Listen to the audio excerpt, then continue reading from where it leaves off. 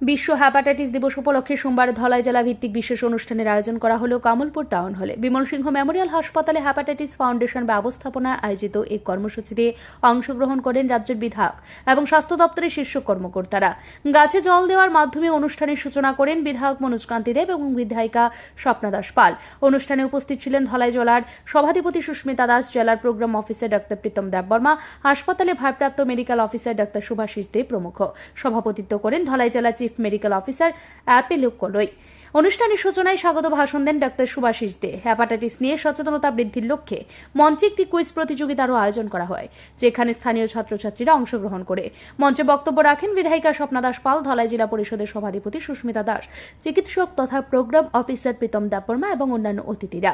বক্তব্য রাখতে গিয়ে বিধায়ক মনোজকান্তি দেব বলেন, বর্তমানে আমাদের হ্যাপাটাইটিসের মতো সংক্রামক রোগ সম্পর্কে সচেতন হওয়া অত্যন্ত জরুরি। আজকের যুব সমাজের একাংশ ড্রাগসের অপব্যবহার করছে।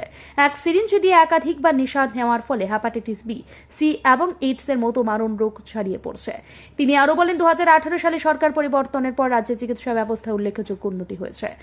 এখন আর ব্যয়বহুল চিকিৎসার জন্য রাজ্যের বাইরে যেতে হচ্ছে না। জিবি হাসপাতালে কিডনি প্রতিস্থাপন সহ উন্নত চিকিৎসা পরিষেবা চালু হয়েছে। আমরা সেটা সম্পর্কে সচেতন থাকা দরকার।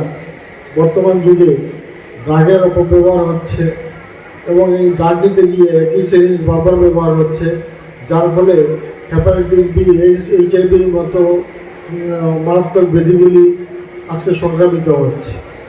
রাজ্যে সরকার পরিবর্তন হয়েছে এবং সরকার পরিবর্তন হওয়ার পর রাজ্যের চিকিৎসা ব্যবস্থা কিন্তু অনেকটা উন্নত হয়েছে। আজকে জিবি হাসপাতালে ট্রমা সেন্টার আগে ছিল, কিন্তু কোনো নিউরোলজিস্ট ছিল না। সেখানে নতুন সরকার নিউরোলজিস্ট দিয়েছে, নিউরো সার্জন দিয়েছে। নিউরোলজিস্ট বলতে নিউরো সার্জন এবং নিউরো অ্যানেস্থেসিস্ট নিয়োগ করা হয়েছে, যার ফলে এখন মস্তিষ্কে চোট পেলে বা স্ট্রোক হলে জীবিতে তার চিকিৎসা রয়েছে, অপারেশনের ব্যবস্থা রয়েছে। অনেক রোগী বহিরে যেতে হতো আগে, এখন সেখানে বহিরে যেতে হয় না, জীবিত চিকিৎসা হয়। কিডনি প্রতিস্থাপনের ব্যবস্থা জীবিত হয়েছে এবং সফলভাবে কয়েকটা কেস হয়েছে।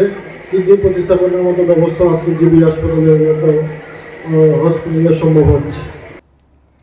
বিমল সিংহ মেমোরিয়াল হাসপাতালে চিকিৎসার মান নিয়েও সন্তুষ্টি প্রকাশ করেন বিধায়ক। তবে সাম্প্রতিক সময়ে সিজারিয়ান ডেলিভারি বন্ধ থাকার বিষয়টি উল্লেখ করে দায়িত্বপ্রাপ্ত চিকিৎসকদের দ্রুত পরিষেবা পুনরায় চালুর নির্দেশ দেন।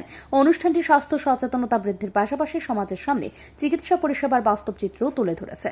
দিনভর নানা কর্মসূচির মাধ্যমে হ্যাপাটাইটিস সম্পর্কে সচেতনতা ছড়ানো হয় অনুষ্ঠানে উপস্থিত সকলের মধ্যেই। ব্যুরো রিপোর্ট, ঋদ্ধি নেটওয়ার্ক।